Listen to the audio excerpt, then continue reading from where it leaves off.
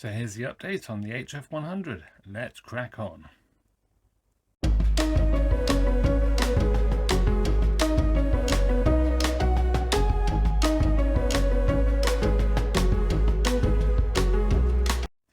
Hello and welcome to another Mr. Betamax video, and this one's a little bit different insofar as this is a bit of an update on the HF100. You might remember that we had a look at the main problem, which was the missing spring and where that lived, and then we had the pinch roller issue, and then we just gave it a bit of a service. Not actually cleaned the tape path yet. That needs to be done, and but we cleaned off the glue off the Hall effect. Like I say, the recap as well, and yeah, so got it up and running. It's been running now for probably about 6 hours with 2 different cassettes, and it's been faultless. It's a lovely machine, to be fair. So in this one, I'm going to be focusing a bit more on the remote. So this is the remote that came with it, and something weird has happened there. It's obviously got hot, and these contacts are terrible. I don't think they're going to be retrievable, which hopefully is not going to be a problem, because I have remotes galore to sort of go at. They're sort of all damaged and broken remotes that I don't know where half of these came from. I've had them for quite a while, to be fair. So if we can make one good one out of all those bits, then that would be fantastic. So I suppose we need to crack on.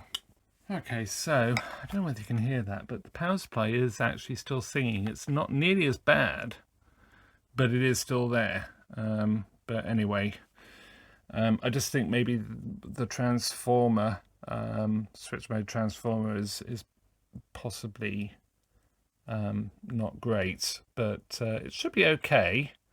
So let's get this remote apart. And hopefully I can prise this off. Oh gosh. Oh, action, wasn't it? So yes. So with these, there's a pivot, and oh, that's actually cracked. I think I've cracked that, getting that off. Not that it matters, because we're going to replace it. I mean, this plastic is so bad now. Oh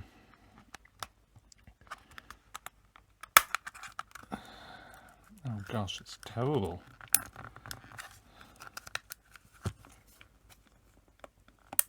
Oh gosh, yeah, it's breaking into bits.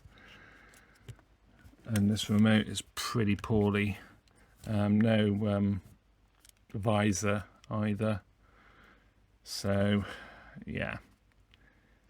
And this is not looking great. It's looking like the battery leakage has actually gone right into the board.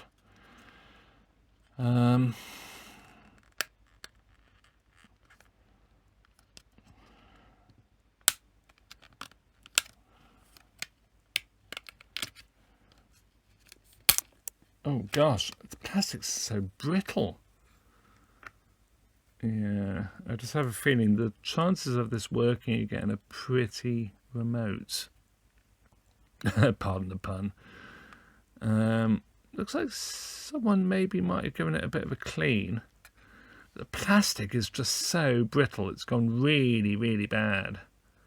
Bits of plastic just dropping off everywhere. So this one, you can see here, it really has had a hard life.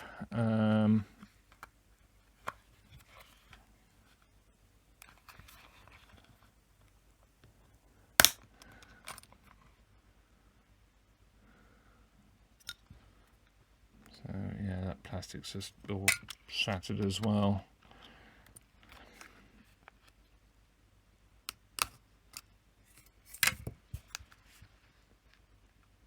So the board's good on this, so I'm half tempted to take the board out of this, put it into that, and then try and find a half decent back, which might not be the same colour as the one that's coming off it. Oh gosh, why is this just so brittle?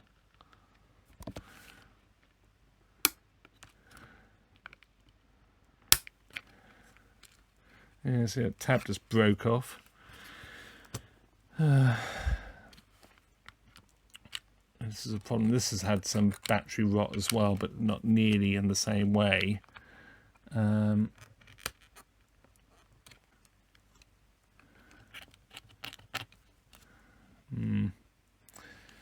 Wonder if I've got any better. Not really. And that one's pretty green. This is a problem because these are rotten.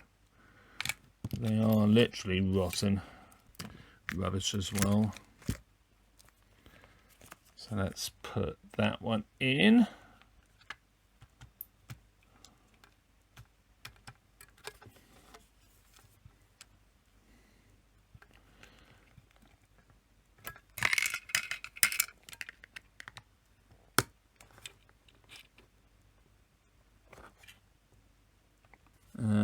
What I might end up doing is just soaking this in some vinegar. Oh, no, it's coming free.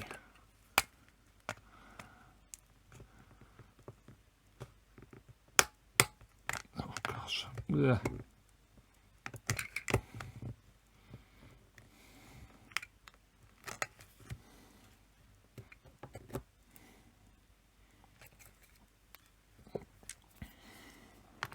Can I get these out?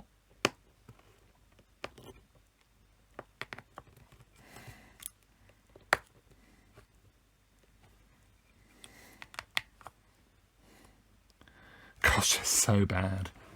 So bad. Let's take this back out. Drop those buttons out. This will need a jolly good clean, to be honest.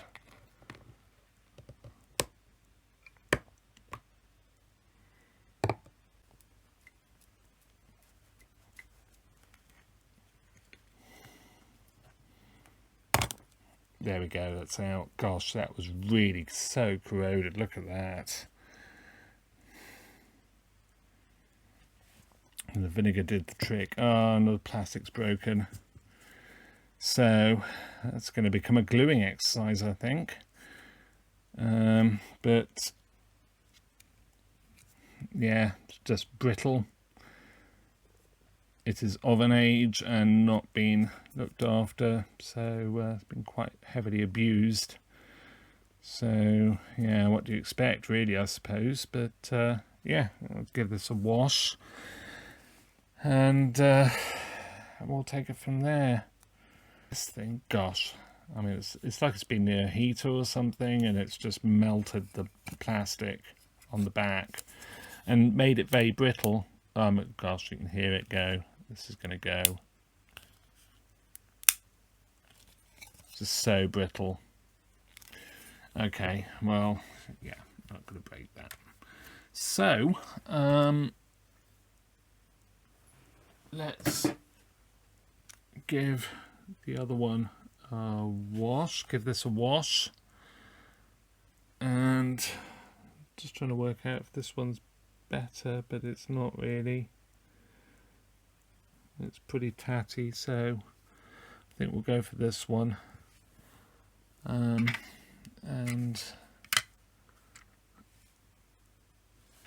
what's this one like? That has the contacts in it. I might actually go for this one. It's really grubby, but it's got good contacts, so I don't have to worry about all this green horrible stuff. then maybe use this back with this glued back on. It's not going to be great, but at least it's something. And if we can get a remote control out of it, then I'm happy. It's never going to win best in class, but yeah, at least we have something to actually. Just look at that. Terrible. I'll just put that straight in the bin. Don't want that floating about. So I will get that washed up and we'll crack on. Well, I've sort of made one out of many. It's very worn, but it is back together. I managed to find a half decent membrane, key button membrane. This one was actually alright, but the stop button is just terrible. I think that's stop. So yeah, let's give this a try. That's looking good. Fast forward, rewind, stop, pause,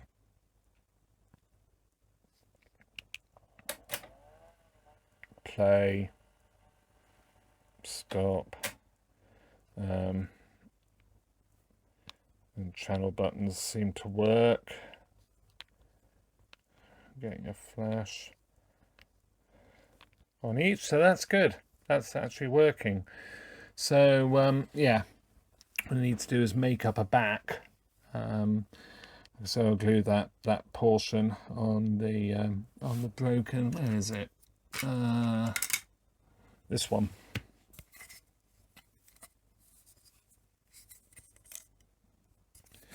So glue that onto there,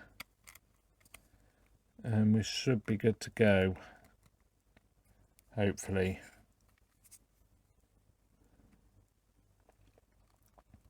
Yeah, glue that on there. Okay, let's crack on. Okay, so let's put this back together. The glue has well and truly dried. Hopefully it'll be strong enough. Only slight problem with this back is it's got a bit of a break there, which well, can't do much about that. But it is one of the holding tabs. But I'm hoping, because this locks in there, it will have enough strength. So we'll knock that in there. So really, when you take these apart, you take them apart from the top, and then they unclip from the bottom there.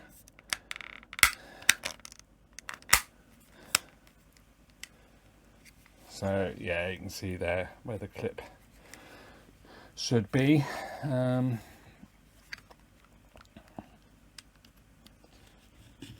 So get one of these and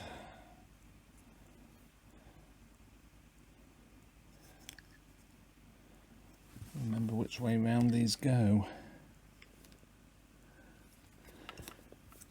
So I think it's that way. So with the hooks on this side, but I think it'll only go one way. Let's just try it. Oh no, you can do it either way.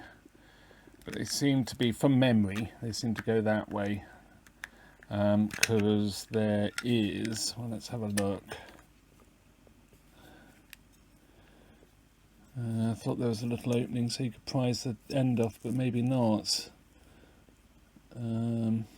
Yeah, so there's a gap there. But yeah. I mean, this remote is pretty ropey.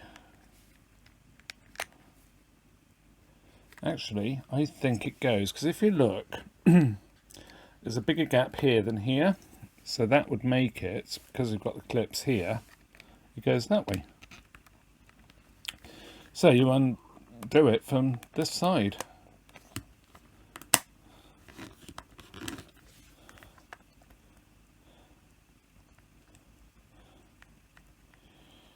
Yeah, that's working well.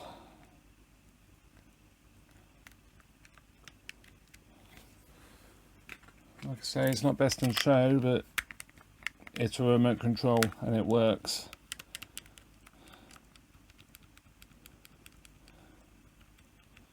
Super. So next thing I'm going to do is take this front off, and we'll just have a look at the display and just give it clean. Basically, I mean, there's not much we can really do with the display, but and then we'll have a look at this door, I suppose, and just see if we can do anything with that, which could be quite interesting. I'm thinking maybe we'll use some wire or something with that, just to make it sit a bit better. Let's crack on. Okay, so let's get this front cover off. This one here, isn't it? I was going to undo the wrong screw.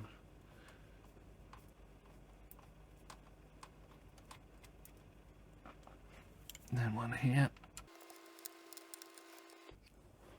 And then one here. I've got the two here. Okay, so the first time I did one of these and took the front off, I did that, and this headphone volume control went flying into the ether. It was on a bench, and yeah, it wasn't great. It took me longer to find that than to actually clean the front up. Anyway, yeah, you can see here all the grubbiness, so we'll give that a clean. Okay, so all dusted off, pretty much anyway. Let's get that bit in there if I can.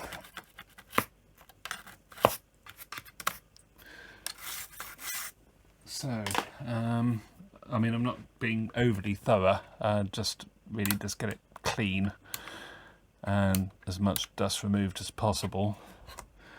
So putting all these switches down, because when you put the front cover on, these things will drop down. Gravity does its job. So that's all good. I've also cleaned the headphone jack and the volume control. I doubt this is going to work very well anyway. They're always really scratchy and noisy because they just weren't used. So I'm going to turn that right down to minimum and then put this on to make sure these are all located, which they are. And then we'll put the screws in and give it a test, see how bad it is now with that clock display. It was really very, very cloudy, so I'm hoping things will be better. I have also taken the door off. You can see here that it's well and truly broken. So yeah, we'll see if we can find a way around that. So yeah, we'll crack on. So there is a foot missing off the bottom of this, and really it's quite important that all the feet are there because it does need the ventilation. So I have a spare foot, and how they work is as a centre pin. I mean, this one, it's not great, but it will do the job. The centre pin, these need to be fairly well pushed inwards. Oh, that was clever. Push that in. So at least we've got a foot. It might not be the prettiest thing in the world, but it's there, and yeah, should be all good. And I have turned the machine over with a tape in, which isn't so good, but hopefully we'll be okay. I'm sure we will. So the tape stayed perfectly in place. Fantastic. So let's power it on. Well, that actually looks a lot better. I'm actually surprised how good that looks. Let's turn it on. Get these set up. 9 meter on. The VU meters so far look okay as well, which is quite nice. A little bit of noise on the sliders, a little bit of a work. Yeah, better. Just give them a bit of a working. I didn't actually put any cleaner in these, but they don't appear to need it, so I'll put it at the recommended level. And the power supply is weird. I can hear it singing a little bit now, and then it will just go off. So yeah, it's really weird. And I have done something silly so far as I've lost that volume control for the headphones. Here we are. Forgotten I'd actually cleaned it. Now, the headphone volume control, there is actually a line on this side of it, so it is actually it can go either way, but you need to get it the right way for it to look right. So I turned it down, so there we go. So that is correct. And just wipe the top of that as well. It's almost greasy on the top of here, which is a bit odd. So I suppose the next thing is try and fabricate some way of getting this door to sort of stay somewhere near where it should go, which could be fun. So yeah, let's crack on. So with the door, my plan is to put some wire into this plastic, which should enable me to, so basically the wire goes round and out here. So this is where the rod is for the where this should clip onto, and then basically have it so it's longer, goes around here, and then I can sort of twist it and fix it. It won't look pretty, but it will keep it on. So I don't know, it's a plan.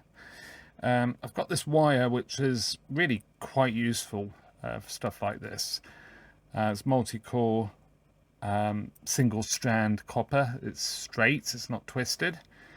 So yeah, that should do the trick if I can use an iron to just melt the wire into the plastic. Then yeah, we'll give that a go, I think.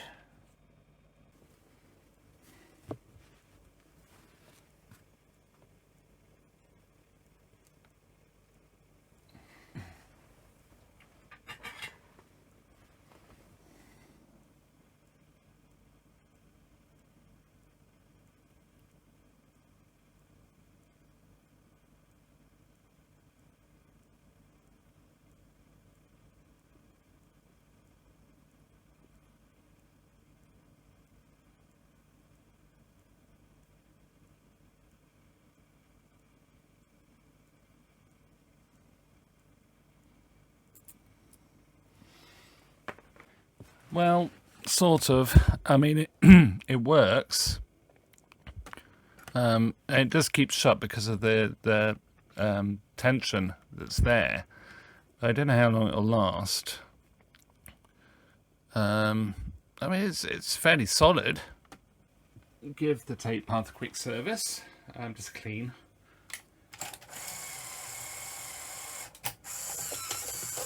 And then put the covers on, and we'll give it another test.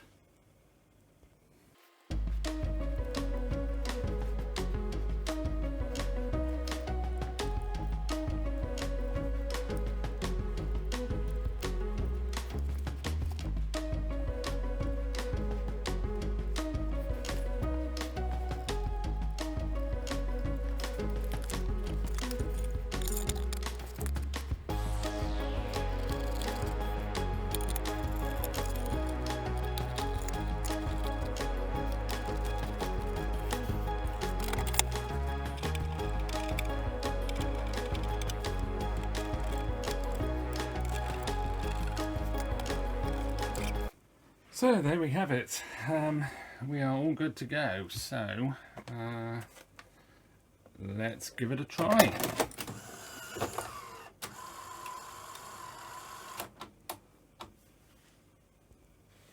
Okay, so let's pull this down. I'm still not happy with this, but it's there. It's not floating about, I suppose. And press play. That's looking good.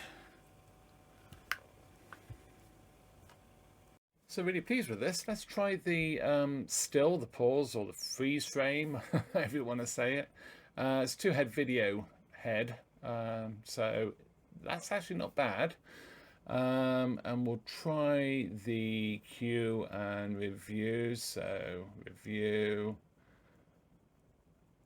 and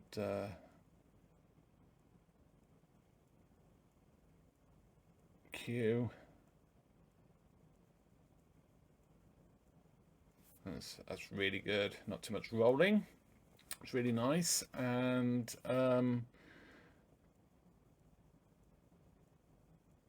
if we just test the tracking, so not too bad left, and then right, you can see it loses that sync, which these machines do, this generation does at the top end. But yeah, really pleased with this, and lovely picture. Yeah, just so pleased to get this sorted for Tony. I mean, we bought it off eBay, and it certainly did have issues. It needed a bit of work to get it sort of up and running, and obviously that pinch roller was really bad, and we will have a look at that. We'll see if we can rejuvenate it somehow, try a few different methods. But yeah, with that, hope you enjoyed this one. Lots more to come. Be absolutely wonderful if you give us a like. Really does help. And subscribe as well. And lots more to come. I will be going a bit more in depth with machines as well. Hope you enjoyed this, and I will see you in another video. Bye for now. Shocking, man! I couldn't believe what my ears were telling me.